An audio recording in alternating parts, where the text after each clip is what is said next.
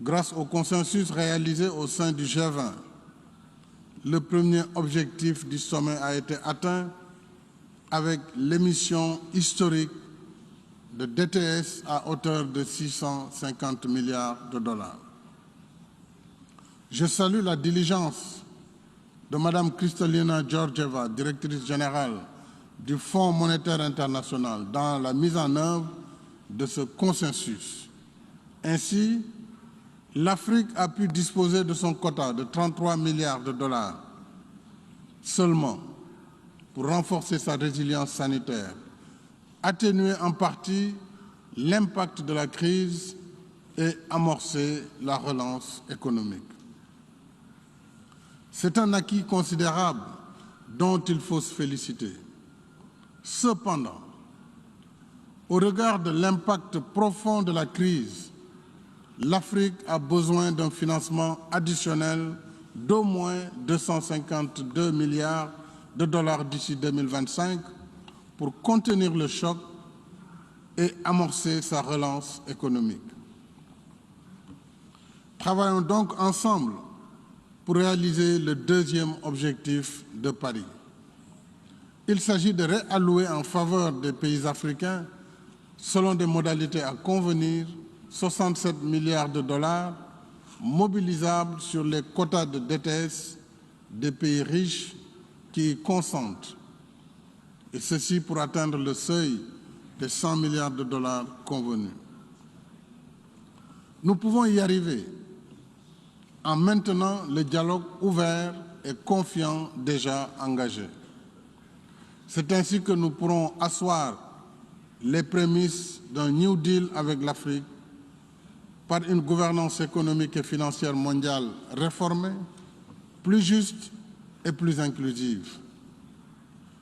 Ce New Deal est possible si nous faisons en sorte que les paradigmes relationnels avec le continent reposent plus sur le partenariat que sur l'aide publique au développement. De toute évidence, l'aide ne peut satisfaire les besoins d'un continent de plus d'1 milliard d'habitants, où beaucoup reste encore à construire. En plus de ces efforts internes, l'Afrique en quête d'émergence a surtout besoin d'accéder à des ressources concessionnelles et mixtes conséquentes sous forme de prêts pour financer les secteurs indispensables à son décollage économique. Il s'agit, entre autres, des infrastructures, de l'énergie, de l'agriculture, de l'industrie, mais également des secteurs comme l'eau et l'assainissement, la santé, l'éducation et la formation, entre autres. Pour ce faire, un New Deal avec l'Afrique devrait aider à vaincre les déterminismes qui entravent l'accès du continent à ses ressources.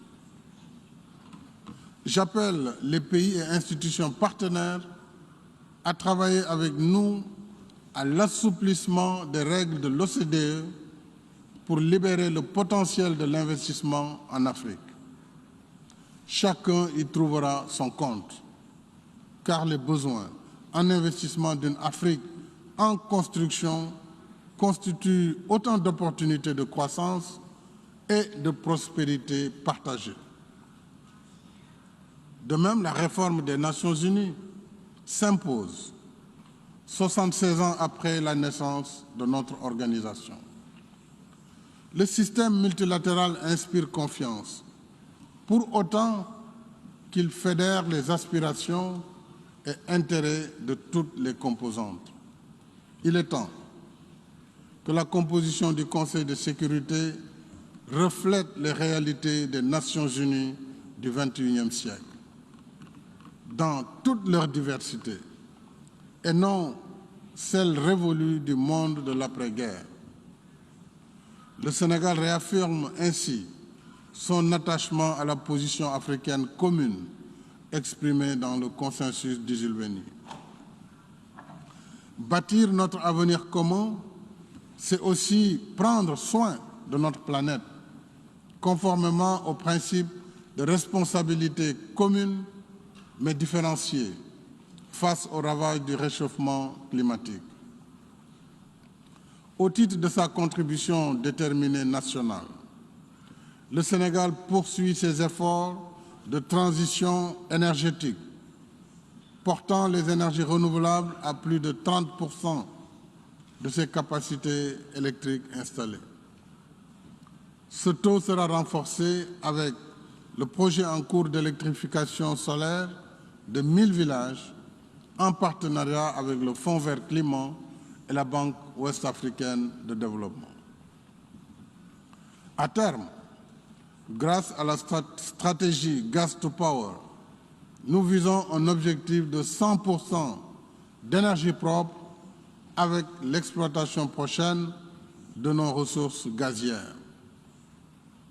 Mais nos pays ne peuvent réussir la transition énergétique et renoncer au schéma pollueur des pays industrialisés sans une alternative viable, juste et équitable. L'exploitation du gaz naturel comme énergie de transition doit être soutenue.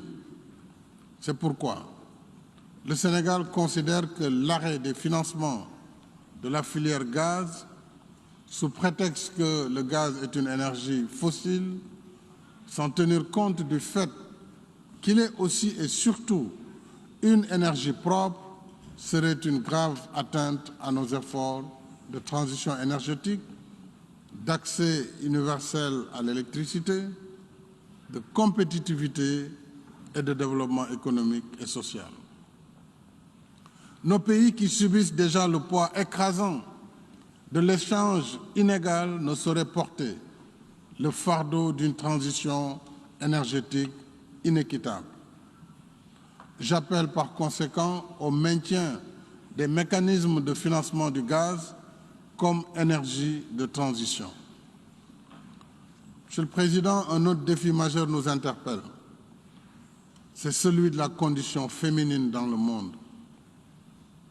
Alors que nous venons de célébrer le 25e anniversaire de la déclaration et du programme d'action de Beijing avec l'initiative Génération Égalité, nous savons que des progrès ont été certes accomplis, mais nous mesurons surtout le long chemin qui nous sépare de l'objectif d'élimination de toute forme d'inégalité, de discrimination et de violence contre les femmes et les filles.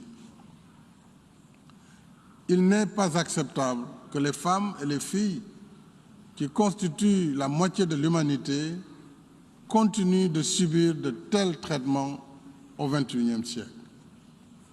Ainsi, le Sénégal a criminalisé depuis janvier 2020 les actes de viol et de pédophilie.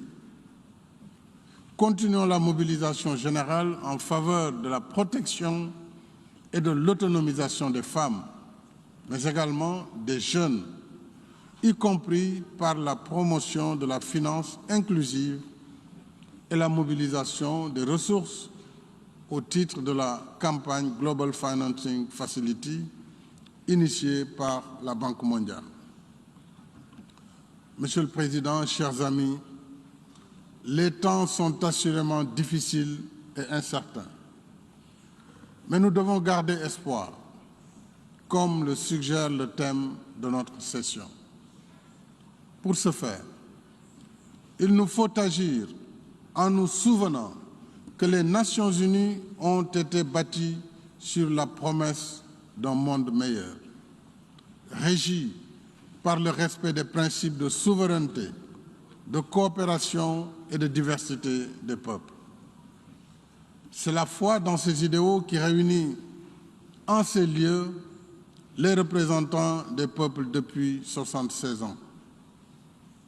En conséquence, chaque coup porté à la souveraineté, chaque coup porté à la coopération et à la diversité est une entorse faite aux idéaux communs, une entorse faite à notre raison d'être ici. Un monde exténué par l'abîme de la guerre, le repli sur soi, la destruction de l'environnement et les servitudes matérielles courent à sa perte. la promesse d'un monde meilleur pour tous fleurit sur le terreau du dialogue et du respect mutuel, et non dans le dogme du conformisme, du mépris culturel et civilisationnel.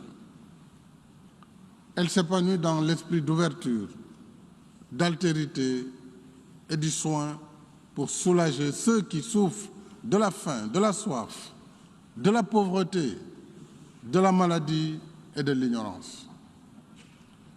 À cette fin, nous ne pouvons nous satisfaire d'un futur de promesses. Nous devons travailler pour un futur qui tienne promesse. Ce futur nous demande de déposer les armes, d'être plus solidaires, de protéger notre environnement, de cultiver nos valeurs communes, d'accepter et de respecter nos différences en renonçant à l'injonction civilisationnelle. Ainsi, ferons-nous naître le monde de nos rêves, un monde du vivre ensemble, un monde meilleur pour tous. Je souhaite plein succès aux travaux de la 76e session de l'Assemblée générale. Je vous remercie. On behalf of the General Assembly, I wish to thank the President of the Republic of Senegal for the statement just made, and I request the protocol to escort His Excellency.